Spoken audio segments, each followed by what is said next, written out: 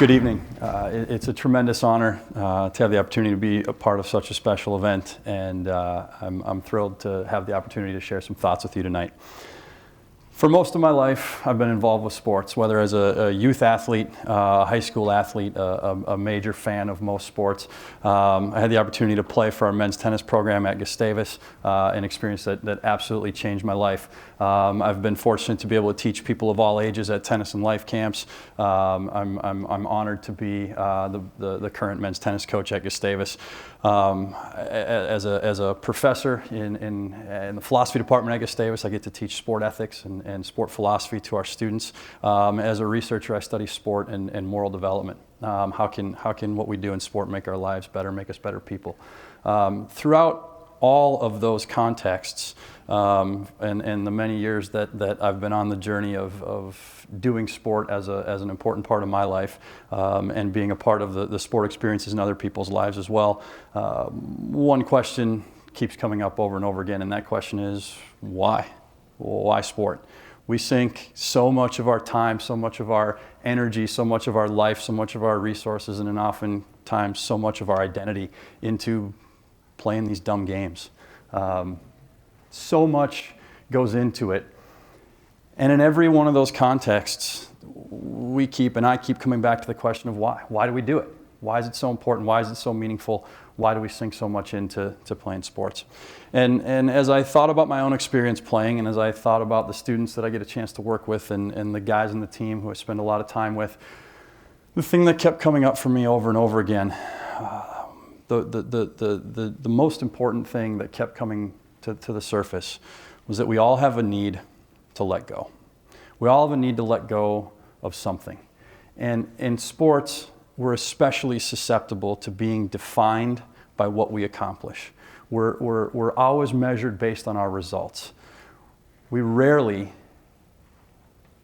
engage in the endeavor of letting go. But if we're going to do sports on purpose, it occurs to me, and it's been a part of my experience, that perhaps the most important thing we can do as we engage in sports is to learn how to let go. Learn how to be engaged but not defined by the results when we step onto the athletic field of play. And hopefully, if we can learn how to do that, it can give us some understanding of what that might look like when we move into other contexts in our life and other things that we do.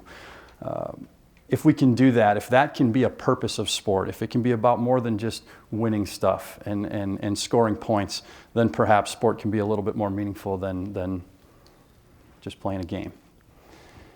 I want to share a story with you about a couple young men that I had the opportunity to work with in my early years coaching at Gustavus. There they are right there. The guy in the light-colored shirt, his name is Emory University. He's from Rochester, Minnesota. The guy in the dark-colored shirt, his name is Maya Smith Dennis. He's from Burnsville. These guys became a doubles partnership for us at Gustavus in 2012. Amrik was already on the team. He'd played for us for a few years. Maya had actually transferred from a Division I school. The pressure of the results had made tennis no longer be fun for him, and he wanted to come back to Gustavus and play at the Division III level. We were thrilled to have him, and as we looked at our team to start that year, these guys on paper looked like they would be an outstanding doubles team for us. Athletically, they had all the tools: serve, return, volleys, speed, quickness, power. They looked like they would be gold. But you never know how these things are going to materialize. Maya showed up, we started practicing, we thought we'd give them a try, and they got off to a great start. And during the course of the year, they lost a handful of matches, maybe 3 or 4 during the whole fall and spring season combined, but they won almost 30 times. They played #1 doubles for us, they took everybody's best shot, and after having such an outstanding season, they were honored by the NCAA to be one of the 16 doubles teams out of all the Division III teams in the country, over 350 teams. They were honored as one of the doubles teams to participate in the NCAA National Division III Doubles Championships. The 16 best play for the national title. That comes at the very end of the spring season. I was thrilled. They were thrilled. I had taken over just a few years earlier one of the most successful collegiate sport programs in the history of college sports, the men's tennis program at Gustavus. I'd taken over for the winningest coach in the history of college tennis and a person who's affected and impacted positively more lives than anybody I've ever heard of, Coach Steve Wilkinson, who was like a father to me. it was a feather in my cap. It was a part of my identity to have a doubles team to qualify for the NCAA tournament. At least I thought that was an important piece of the puzzle. As we prepared for the tournament, as we got ready, we lost in the round of 16, our team did that year. And so Amrik and Maya were the only two guys continuing to practice. And we had guys from the team come out and help support them. And we tried to do everything we possibly could to get them ready. But it was at the end of a long season. They were approaching the last week or two of the semester, moving into final exams. They were nicked up and beat up physically and mentally and emotionally from taking everybody's best shot throughout the course of the entire year. And as we were practicing, every day we'd come out and practice in the week leading up to the tournament. And they seemed to find a way to practice worse than they had the day before. Nothing was going right. We couldn't find two guys on our team to come out and lose to them on purpose to build their confidence a little bit. They were having trouble with, this was an all-American tandem, one of the most talented two players and one of the most talented teams in the country. They were having trouble with just over the net and inside the lines. That was our only goal for the week of preparation, and that was a struggle. And every day we'd play practice matches and we'd do drills and they'd get worse and worse, and the frustration was mounting. And finally, I remember going home and talking to my wife. She was pregnant and nearing the end of being pregnant with our first child, and I was a little bit nervous about leaving town so close to what could potentially be birth time. And I said, honey, it's going to be a short trip. Don't worry. We'll be home on the first flight back to Minnesota. The tournament was in Cary, North Carolina, so we'll be on the first flight on the way home from Raleigh-Durham within 12 hours of the opening round of the doubles. The way this thing is going. It was a gray afternoon in St. Peter. I vividly remember sitting down with Amrik and Maya after the last practice, and we had a conversation in which we talked about, the three of us, what our goals would be and what their goals would be for the event. And winning it seemed to be the furthest thing from any of our minds. And I was so grateful that they made the suggestion that we go back to what our program was all about. We go back to our core philosophy, our core values, what we call the 3 crowns. 3 things that we talk to our guys about all the time, that we talk to all our tennis and life campers about, that Coach had been talking to 4 generations of 4 decades and many, many generations of Gustavus tennis players about. What we named in the early 2000s, we call the 3 crowns. First, the choice to give your best effort. Whether you win or whether you lose, whether you play well or play poorly, this is always within your control. It says something about who you are as a person if you can continue to give your best effort no matter what the circumstances. They agreed we'd commit to doing that no matter what happened at the tournament. The second, the choice to be positive. Again, win or lose, play well or play poorly, no matter what happens that's outside your control, the choice to be positive is yours. They embraced it. It doesn't mean saying you won when you lost. It doesn't mean giving yourself an award and calling yourself a winner if you've played poorly or you've lost and you feel good about your performance. It means you will do everything that you possibly can to find the 1 or 2 good things in every set of circumstances that's good and that's positive in yourself. You're going to see yourself that way. You're going to see your partner that way. You're going to see your opponents that way. You're going to see everybody that way. And then the third, the highest standard of sportsmanship. No matter how anyone treats you, you always have control over how you treat others because it's the right thing to do, because you believe in justice, because you believe in care, because you believe in respect. They made that commitment. We were going to go there and do those 3 things no matter what. The other thing they committed to was being grateful. What an opportunity. Despite the fact that they were playing poorly, this was a golden opportunity. This was something that not a lot of people, not a lot of tennis players get an opportunity to experience. They were going to embrace it with gratitude and they were going to have fun. They were going to be great partners. Their commitment to each other was in between every point. They would go to each other, they'd smile. They'd make physical touch with a high five or a fist bump. They'd say something positive. They'd make eye contact. They'd encourage each other so that they could empower one another to be at their best and enjoy the moment. We didn't know if we were going to play well. I didn't think we were going to play well. I thought we were going to go there and get killed, and I think a part of them did too. We got on the plane. We headed out. We practiced a little bit. We played our first round match against the University of Texas Tyler. And we came out. We played a little bit better than we were playing at St. Peter, but still not very good. Match started. It was 1-1. It was 2-2. It was 3-3. It was kind of tight in the first set. Both teams were sort of feeling each other out, and we were making some errors that throughout the course of the season we didn't usually make. Amrik and Maya would continue to come into the chairs and sit down on the change of ends, and they had smiles on their faces, and they were cracking jokes. They had clearly stayed committed to letting go of being defined in this experience by what they accomplished with the results. And they'd come in and they'd sit down and we'd talk about the strategy and they'd share a smile and they'd give me a smile and a high five and they'd go back out and keep plugging away, keep doing the best that they could. We got on the plane. We headed out. We practiced a little bit. We played our first round match against the University of Texas Tyler. And we came out. We played a little bit better than we were playing at St. Peter, but still not very good. Match started. It was 1-1. It was 2-2. It was 3-3. It was kind of tight in the first set. Both teams were sort of feeling each other out, and we were making some errors that throughout the course of the season we didn't usually make. Amrik and Maya would continue to come into the chairs and sit down on the change of ends, and they were cracking jokes. They had clearly stayed committed to letting go of being defined in this experience by what they accomplished with the results. And They're down a set point in the first set of that opening round match against Texas Tyler, and they managed to wiggle out of it. The other team got a little bit tight too, and they won the first set. They went on to win the second set. They won the opening round match. Now they're all Americans. They're in the quarterfinals of the tournament. We start going through the same routine to prepare again.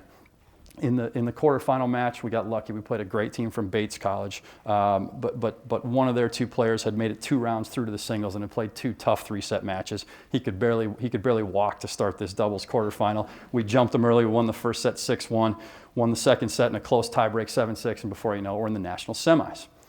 National semis rolls around. We played a team from Mary Washington that we didn't match up against. They did some things that countered Omrick and Maya's strengths well. Again, found ourselves down 5-3 in the first set, another set point, managed to wiggle out of it. And about this time, they come back and they win the set. And now I can start to hear people because the size of the tournament shrinks in terms of participants as you move forward, but the amount of spectators grows. And I can hear people buzzing, and some colleagues of mine and some friends of mine in the coaching world are saying, I'm going to go back and I'm going to make our doubles teams look just like these guys because they are so loose, they are so free, they are so confident.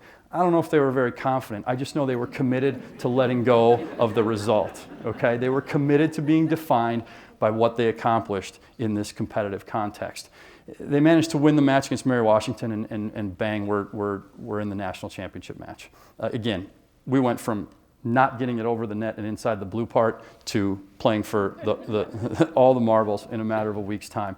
But this was different. We were playing the #1 doubles team from Amherst College, who was the #1 team in the country. They had 2 All-Americans, 2 seniors. We were not favored to win the match. We did everything we could to stay in the zone. I was pulling it all through. We went to the same coffee shop. We all ordered the same drinks. We listened to the same music. We did all those crazy superstitious things you could do just to try to stay in the moment, to try not to think about how big the circumstances were getting.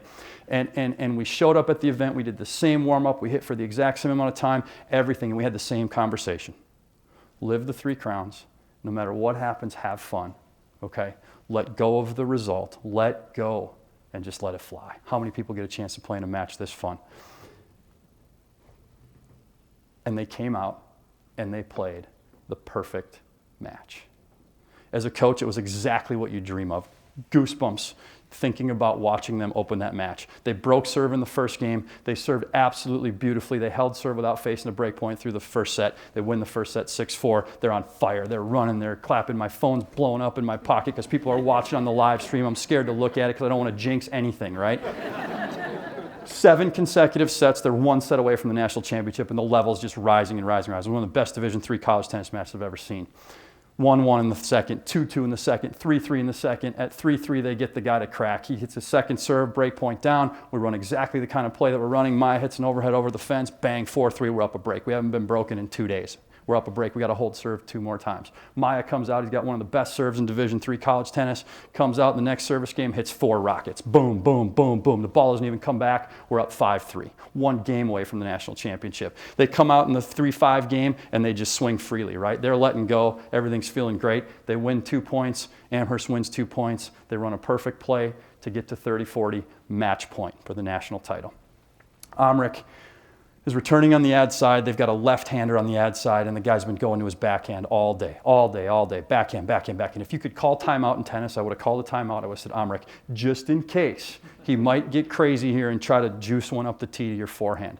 Sure enough, guy throws it up, hammers the ball up the tee to Omrick's forehand, and he did exactly what I dreamed he would do. He let go. He let it rip. He let it fly. He swung almost out of his little size 8 shoes, and he swung as hard as he could, and he put every ounce of his body into that swing, exactly how you have to go after it if you're going to win in the big moments. He hit the return back hard, and the serve came at him, and I can close my eyes right now and see that ball going 1 inch over the double sideline. Game went back to deuce. Guy hit 2 more first serves in. We came back, sat down, said all the things we've been saying for the last 4 matches, and they blinked. They got up, went out to serve out the national championship, got broke for the first time in 2 days, lost the second set 7-5, and before we knew it, we were down 3-0 in the third. They fought, they scratched, they clawed, did everything they could do, and they lost 6-3. They did everything we asked. They played the absolute perfect match in the biggest moment of their careers down to the last instant, the last inch, and they lost. And when the match was over, I went and I knelt down in front of them, and we were all a little bit teary, and I gave them each a hug, and I told them, I was so proud of them for letting go. I was so proud of them for living out their values on the biggest stage and that they were not to be defined by the result. I gave them each a hug and they said, "Thanks, coach." We got on the plane, we went home, and that was the end of the season. What those guys taught me, what they did, what they experienced, made their experience in sport matter so much because they refused to be defined by what they accomplished. They were defined by their ability to let go. And thereby they created something that I've never forgotten, that they won't forget. Do I wish they won that match? Absolutely. I would have given anything for that ball to land on the sideline. But the bottom line was they made sport matter. They made it matter because they were able to let go. They were able to be free. They were able to be okay with who they were because they were themselves. They didn't need to prove anything to anybody to be valued. If we can do that in sport, if we can create sport experiences that do that for people, then sport has a purpose, then it matters. And if we can experience that when we're doing sport, maybe we can get the feel of it a little bit and we can start to experience it when we go do life. And now these dumb games just aren't dumb games anymore. They're a vehicle for us to be able to let go, to be okay. They can have a purpose, and hopefully they can help our lives have a purpose too. Thanks a lot.